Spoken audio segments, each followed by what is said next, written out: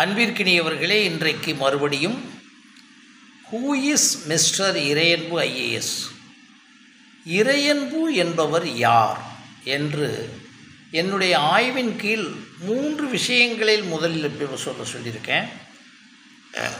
ஃபஸ்ட்டில் இதை சொல்லும்போது இதனுடைய கருத்தாக இஸ் அ சைல்டு ப்ராடிஜி என்று சொல்லியிருக்கேன். அப்புறம் அவர் எப்படின்னா ஒரு கர்மயோகி. கர்மயோகின்னா இஸ் அ 100% எக்ஸிக்யூட்டிவ்னா உங்களுக்கு தெரியும். கர்மயோகி என்ற வார்த்தைக்குள்ளே என்ன அடக்கும்னா அவருக்குரிய செயலையே யோகமாக செய்வது. அதுதான் கீதையில் வந்தது. இப்போ பிஸ்னஸ் பீப்புளெலாம் கர்மயோகியாக இருப்பாங்க, காசில் மட்டும் இருப்பாங்க. அவர் 24 மணி நேரம் பிஸ்னஸ் பீப்புள் பணம் தான். அதை நம்ம உள்ளே போக வேணாம்.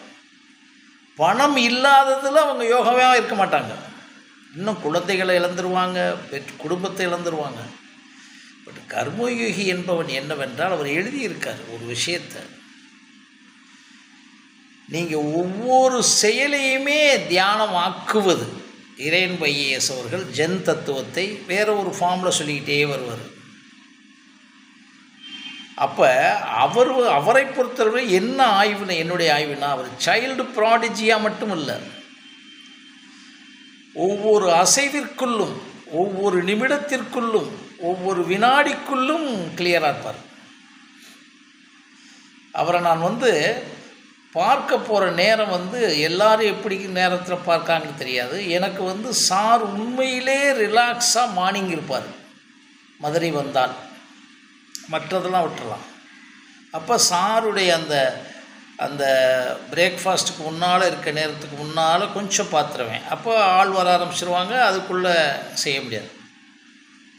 அந்த சில 20 நிமிடங்களில் பேச ஆரம்பிக்கும்போது, நானும் அவரும் பேசும்போது, நான் ஒரு நாள் வியந்து போய் விஷயங்களை சொன்னேன். அதாவது எப்படின்னா, நீங்கள் உலகத்தில் இருக்கவன் எல்லாமே கேட்பான், அவனை சுகமாக வச்சு பேசிக்கிட்டு இருந்தால் மட்டும்தான் கேட்பான். சாரை எதிர்த்தெல்லாம் நீங்கள் பேசி தகராறு ஆர்கியூவெல்லாம் பண்ண வேணாம்.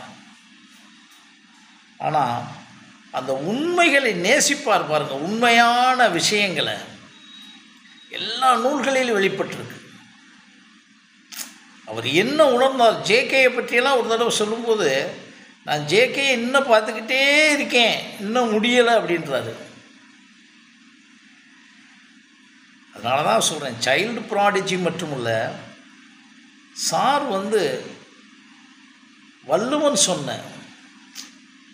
யாமறிந்த விஷயங்களில் கடைசியாக வாய்மைக்கு ஈடான ஒன்றுமே இல்லை அப்படின்னு வள்ளுவன் தன்னுடைய வாய்மை அதிகாரத்தில் முடிப்பார்.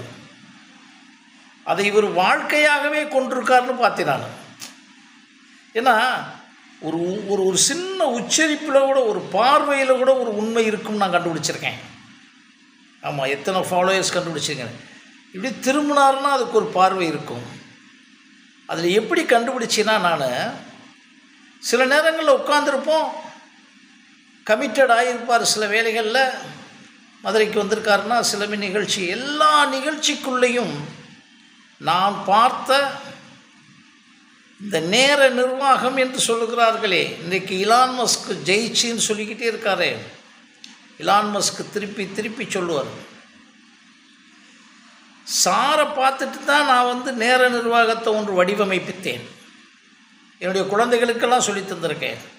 Time management, time consciousness, time micro management, time micro consciousness. சாருடைய உணர்வுகளை பற்றி தான் நான் முடிவெடுத்து செஞ்சேன். அப்படின்னா என்ன, ஒரு அரை மணி நேரம் செய்யணும், அந்த அரை மணி நேரமும் அதனுடைய கான்சியஸ்னஸ்ஸாக, உணர்வோடு உண்மையாக ஒழுக்கமாக இருப்பது தான் டைம் மேனேஜ்மெண்ட்டு ரகசியம்னு நான் சாரை பார்த்து தான் விடுத்தேன். அப்போ தான் எனக்கு டைம் மேனேஜ்மெண்ட்டுடைய ரகசியம் பிடிபட்டது.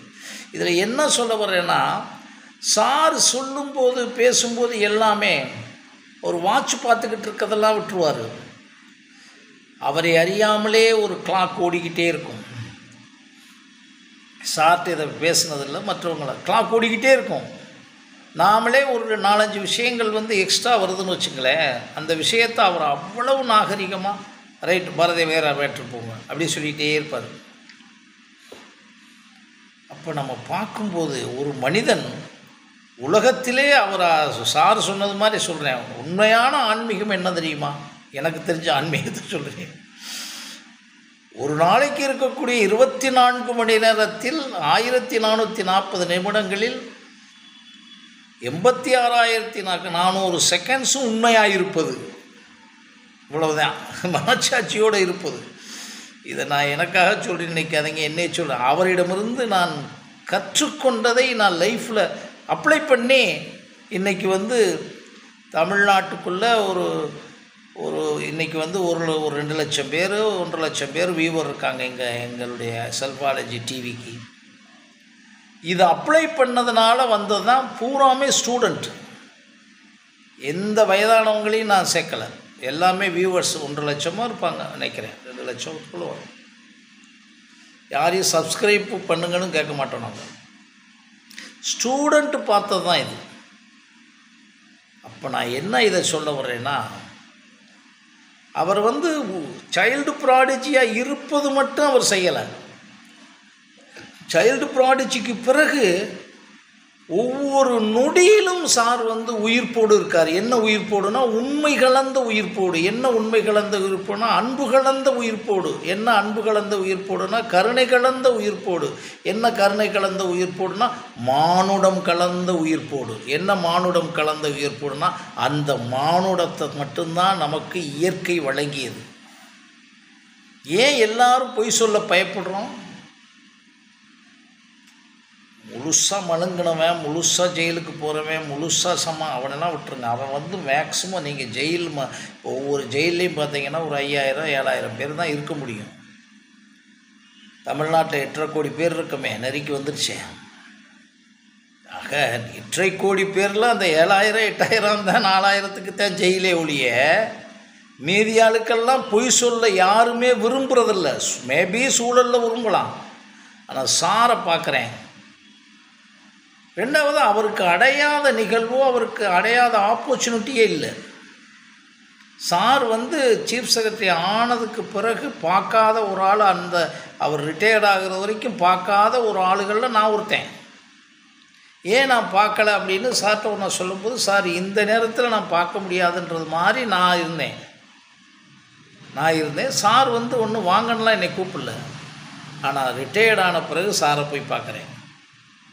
எந்த இறையன்பு ஐயாவை வந்து நான் என்றைக்கு பார்த்தேனோ முதலில், அதற்கு பிறகு கோயம்புத்தூரில் என்னுடைய இந்த நிகழ்ச்சியை வச்சு இந்த ஜூனியர் ஐஏஎஸ் அகாடமி ஆரம்பிக்க அவர் தான் சொன்னார். பேசிக்கிட்டே இருக்கும்போது ஜூனியர் ஐஏஎஸ் அகாடமி ஆரம்பிச்சிருங்கன்னு சொன்னார். அது மறைக்காமல் தான் நம்ம சொல்லணும்.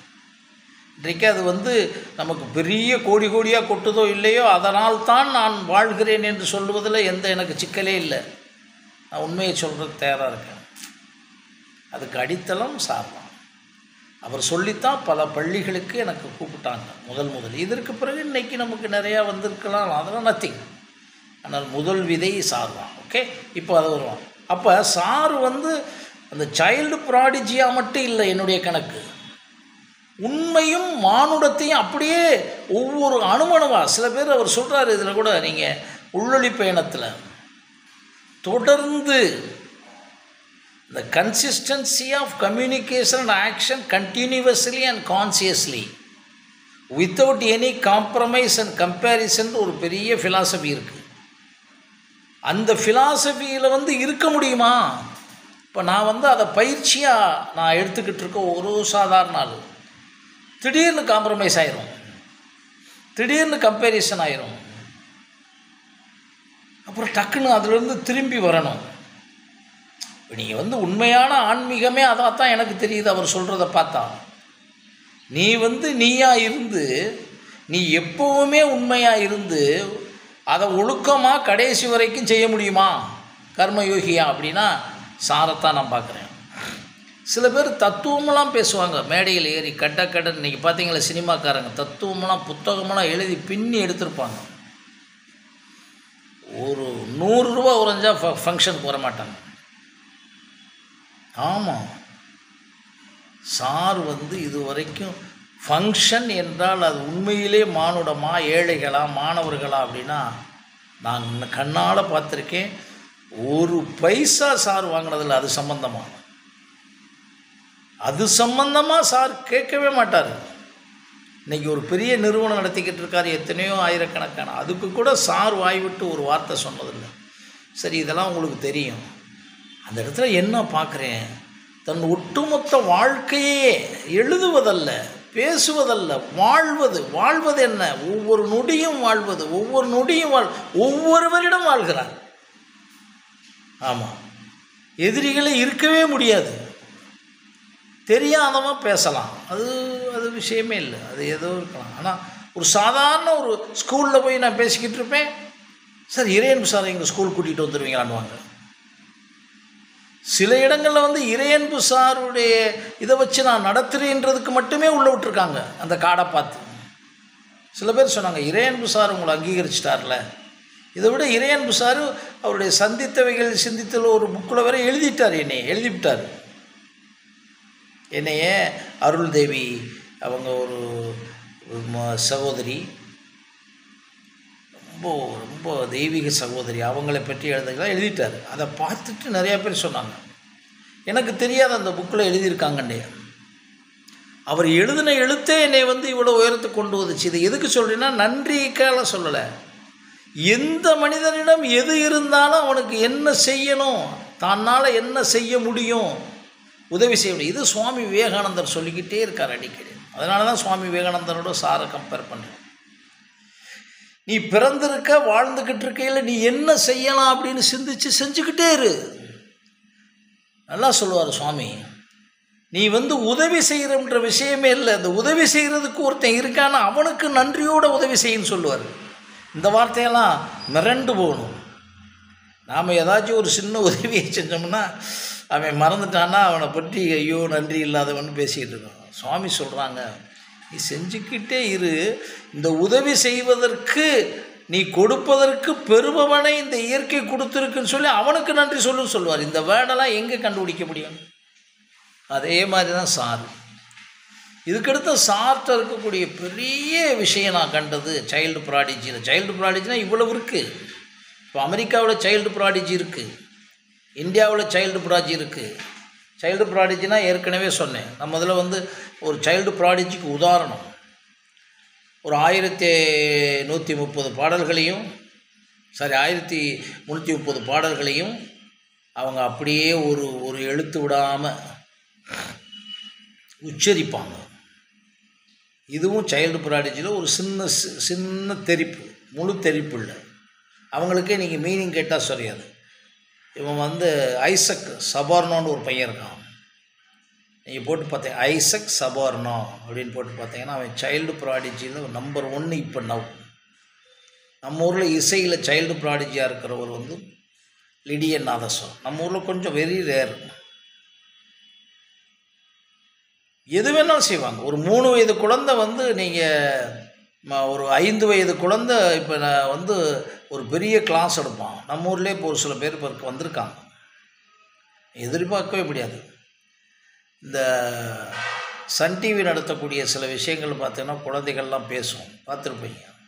பேசு தமிழா பேசு, இதெல்லாம் வந்து ஒரு புள்ளி. இது எதுக்கு சாரோடு சொல்கிறேன்னா, இவ்வளவு இருப்பாங்க. அவங்க அடிப்படையில் போய் நீங்கள் இவங்க உண்மையானவங்களா சத்தியமானவங்களா அப்படின்னு ஆராய்ச்சி பண்ணால் எங்கனையாச்சும் சிக்கல் வந்துடும். சார் அப்படி இல்லை. சார் ஒரு வார்த்தை கூட திருப்பி சொல்லி நான் புகழ்ந்தே பேசலை. ஃபாலோயர்ஸ் எல்லாம் தெரியாமையே அனுபவிச்சுக்கிட்டு இருப்பீங்க. நான் அதை லிட்ரரியாக அனுபவித்து சொல்கிறேன். சார் இப்படி பார்க்கணும். சார் புத்தகத்தை படிக்கிறேன், நான் சாரை பார்த்தோன்னே இன்ஸ்பிரேஷன் ஆகிறேன், அதெல்லாம் வேறு. சாருடைய ஒவ்வொரு நொடியும் என்னை தெரிஞ்சளவில் consistency of action and communication continuously and consciously without any compromise and comparison. அடுத்து பார்த்து with 100% sincerity and humanity. அதுதான் நான் என்ன கண்டுபிடிச்சது. அடிக்கடி சந்திக்க வேணாம். இன்னமும் சார் ஃபோன் எடுப்பார். பெரிய அதிசயம். அவர் வந்து அதாவது ஒரு மனிதன் கொஞ்சம் வசதியானா அவனுக்கு செக்ரட்டரின்னா பார்க்கணும்னா, சார் இப்போ அடிச்சிங்கன்னா என்னுடைய நம்பரில் அவர் நம்பரில் அடித்தா ஹலோ எடுப்பார், வெரி குட் நல்லா இருக்கீங்களான்னு கேட்பார். இதெல்லாம் செய்ய முடியுமான்னு பாருங்கள். இந்த இந்த இந்த இந்த இந்த இந்தியாவே கெட்டு குட்டீஸாவே ரோட்டில் இருக்குதுல்ல, அதுக்கு காரணம் என்ன? கொஞ்சோண்டு வசதி வந்து கொஞ்சோண்டு ஒரு காரில் போயிட்டாருன்னா அவர் செக்ரட்டரி தான் அவருக்கு பேசும். எப்போ ஒன்றுங்கிட்ட தான் அவர் பேசணும்னு நினைக்கிறாரு அப்படின்ற விஷயமே மறந்துடுவாங்க. சார் அப்படி இல்லை, இப்படி வரி முடிவாங்க. சாரை பற்றிய ஒரு ஆய்வில் child prodigy with humanity with consistency of communication action continuously with 100% time management. நம்மெல்லாம் ஃபாலோ பண்ணுறோமான்னு நமக்கு தெரியலை, ஆனால் ஃபாலோ பண்ண ட்ரை பண்ணிக்கிட்டு இருக்கோம். சார் அப்படி இல்லை, ஒவ்வொரு நொடியும் அவருடைய இருப்பையும் இருத்தலையும், இருப்பு என்ற ஆற்றல், இருப்பு என்ற மானுடம், இருப்பு என்ற மனச்சாட்சி, இருப்பு என்ற செயலாக்கம், இருப்பு என்ற சிந்தனைகள், இருப்பு என்ற தேடல், இருப்பு என்ற இந்த பூமி நன்றாக இருக்க வேண்டும் என்று தொடர்ந்து சிந்தித்து கொண்டிருக்கிற நிகழ்வு. தொடர்ந்து சிந்திச்சுக்கிட்டு இருக்கார். அதை வச்சு தான் எனக்கெல்லாம் வந்துச்சு. எனக்கெல்லாம் ஒன்றும் பெரிய இருப்பு வச்சு நான் பெரிய பல கோடிகள்லாம் சம்பாதிச்சிடல. ஆனால் சார் சிந்திக்கிறாரே, அந்த சிந்திக்கிறதுக்கு ஒரு பைசா தேவையில்லைன்னு சொல்லி கொடுத்த ஒரு இறையன். மனிதர்களை சிந்திடா கொஞ்சம். பெரியார் ஒரு இடத்துல சொன்னார் இல்லையா, மக்களோடு வாழ்ந்து மக்களோடு இருந்து மக்களோடைய உணர்வாகி மக்களுடைய அறிவுக்கு ஆற்றலுக்கு இந்த கூடிய உயர்த்தி மக்களாலேயே நீ வாழ்ந்து அவரை உருவாக்கி நீ உருவாக்கின்னு சொன்னது தான் பெரியாருடைய கான்செப்ட். நான் பார்த்தது அது அப்படியே இருக்கார். போஸ்டிங்கில் இருக்கும்போது அப்படியே இருந்தார், போஸ்டிங்கை விட்டு வெளியே வந்தார் அப்படி இருக்கார், இப்போவும் அப்படியே இருக்கார். ஒரு IAS அதிகாரி 24 மணி நேரமும் பார்க்க முடியலைன்னு சொல்லணும், அப்போவும் பார்க்க முடிந்தவராக இருக்கார், இப்போ இருக்கார். அதனால் is not only a child prodigy, is பக்கா ஒரு கர்மயோகி. கர்மயோகின்றது வேற ஒன்றும் இல்லை. பகவத்கீதையில் சொன்னால் அதை எடுத்துக்கிறோம். பகவத்கீதையை சொல்லிக்கிட்டே இருக்க சொல்லணும். பகவத்கீதை பலனை எந்த நொடியிலும் எதிர்பார்க்காத ஒரு நிலை. அதெல்லாம் வரும்லாம் கணக்கு பண்ணி பயிற்சியெல்லாம் பண்ணிட முடியாது. அவரோட சுற்றிக்கிட்டு இருக்க நாங்கள்லாம் அவர்கிட்ட ஏதாச்சும் பலன் இருக்கும்போது கூட நாங்கள் போயிருக்கோம்னு சொல்கிறதுல ஒன்றும் பொய் கிடையாது. சாருடைய ஃப்ரெண்டுன்னு சொல்லி பலன் தானே பார்க்குறோம். அது என்ன பெரிய பொய்? சார் அது இல்லை. யார் வந்தாலும் அவருடைய ஒரு சில நாட்கள் பார்த்துருங்க, அவருடைய அலுவலகத்தில் இருக்கக்கூடிய அந்த கடையில் இருக்கக்கூடிய நிலை ஊழியனை கூட கூப்பிட்டு அவன் குடும்பம் அவன் வாழ்க்கை அவன் கேட்பார். அதெல்லாம் நான் ரசிப்பேன். அவன் வேலையை விட்டு போயிட்டு அவர் வந்து ட்ரான்ஸ்ஃபர் ஆகிட்டார், ஆனால் அவர்கிட்ட வேலை மிரண்டிருக்கேன் நான். இறையன்பு இப்படி பாருங்கள் நீங்கள் தயவுசெய்து. இந்த பூமியில் இறையன்பு வந்து ஒருத்தர் கூட இப்போ நம்ம கிங் மேக்கர்ஸ் IAS அகாடமியில் ஒருத்தர் இருந்தார், பூமிநாதன் இருக்கார். அவர் கூட சொல்லிட்டார், சாரை வந்து அரசியல் கட்சி ஆரம்பிக்க சொன்னோம், அவர் ஆரம்பித்தா அவர் ஆரம்பிக்க மாட்டார்னு எனக்கு தெரியாது, ஆனால் ஆரம்பிக்கிறதுக்குரிய எந்த இதுவும் அவருக்கு வராது. ஏன் தெரியுமா? அரசியல் கட்சியாகி அவர் செய்யலை. அவர் ஒரு மினி கவர்மெண்ட்டுன்றதை நீங்கள் புரிஞ்சுக்கிற மாட்டீங்க. அரசியல் என்றால் ஒரு வரியோடு சொல்லி முடிச்சேன். அரசியல் என்றால் ஒரு மனிதனுக்கு கடைசியில் மண்ணுக்கு கீழிருந்து எந்திரிச்சு வந்த ஒருத்தனுக்கு சிந்திக்கிறதா அரசியல். அது மானிடம்னு பேர் வச்சுங்க, மனச்சாட்சின்னு வச்சுக்கோங்க, மனிதம்னு வச்சுக்கோங்க. அதை சிந்திப்பது மட்டுமல்ல, இன்றைக்கு அவருடைய வாழ்க்கையில் ரிட்டையர்ட் ஆனாலும் ஒவ்வொரு நொடியும் ஒவ்வொரு மனிதனையும் சிந்திக்கிறார். நீங்கள் பார்க்காமல் இருந்தாலும் சரி, அவர் ஒரு நூலில் பார்த்துருப்பார் ஒருத்தரை பற்றி, அந்த நூலை பற்றி அவர் படிச்சிருப்பார்னே இவனுக்கு தெரியாது, மேடையில் பேசுவார் அவரை பற்றி. என்னை பார்த்தா பேசினார், ஒன்றா புக்கில் எழுதியிருக்காரு. என்னை எழுதிட்டான்னு சொல்ல எல்லாரையும் எழுதினார், ஒரு நினச்சி அவருக்கு பட்டது. ஸோ ஒரு வார்த்தை ஆன்மீகத்தில் இருக்குது, நல்லா புரிஞ்சுக்குங்க. இவர் ஏன் உண்மையான, அடுத்து சொல்கிறேன், இவர் தான் உண்மையான ஆன்மீகவாதின்னு சொல்கிறேன். 3வது கர்மயோகிக்கு அடுத்து இந்த உடம்பெல்லாம் வந்து எண்ணங்கள் நிறைந்தது. 37 ட்ரில்லியன் செல்களும் எண்ணங்களால் ஆனது, உணர்வுகளானது, உணர்ச்சிகளால் ஆனது, DNA-களால் ஆனது. இது பியூர் சயின்ஸு. அந்த எண்ணங்களும் டிஎன்ஏக்களும் உணர்வுகளும் கலந்திருக்கும்போது ஒரு இடத்துல ஆன்மீகம் என்று குறிக்கப்படுகிறது. If there is no thought, எண்ணங்களற்ற நிலையும் மனமற்ற நிலையும் எவன் அடைகிறானோ அவன்தான் உண்மையான நிர்விகல்ப சமாதி நிலையை அடைந்தவன். அவன்தான் இந்த பூமியினுடைய ஒட்டுமொத்த ஞான யோகி. நான் புகழவே இல்லை, புரிஞ்சுக்கங்க. அவர்கிட்ட நீங்கள் பேசி பாருங்கள், அவருக்கு எந்த விதமான செகண்ட் தாட்டே வராது. அந்த வினாடியிலே முடிச்சிருவார். அவருக்குள்ளேயும் செகண்ட் தாட் வராது, எந்த இடத்துல இருந்தாலும். அப்போ எந்த எண்ணமும் இல்லாமல் ஐயமும் இல்லாமல் இந்த மானுட குலத்திற்கு வாழ்வதற்காக ஒரு சைல்டு ப்ராடிஜியாக பிறந்து ஒரு கர்மயோகியாக இருந்து உண்மையான ஆன்மீகவாதி, the real spiritualist mister Iraianbu என்பதில் என்னுடைய கருத்தை மறுபடியும் பதிவு செய்வேன். மறுபடியும் நிறைய எபிசோட் பேசிட்டு அதை நூலாக ஆக்கிறதுக்கு வாய்ப்பு வரும்போது ஆக்கிடுவேன். அது என்னுடைய கருத்து. நன்றி, வணக்கம்.